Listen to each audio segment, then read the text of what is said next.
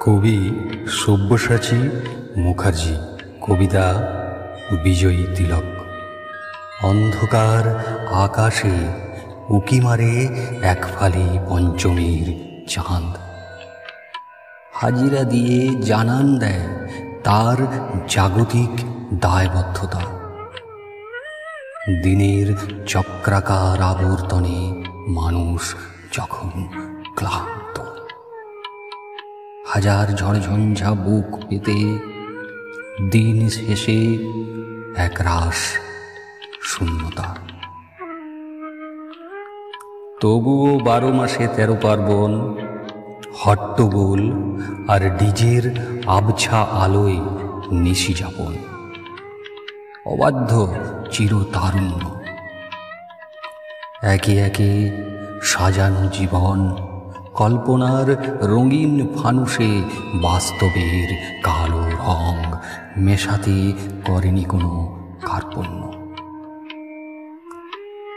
এমনি করেই গড়াক জীবন সপ্তমী অষ্টমী পঞ্চমী জড়িয়ে, আষ্টে পৃষ্ঠে একাকী নিঃসঙ্গ ক্লান্ত চরণ এক।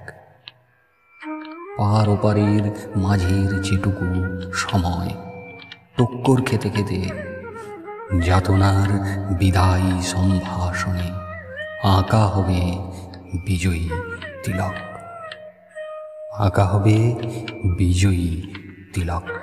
গ্রীষ্মের সমাচার। কবি সব্যসাচী মুখার্জি।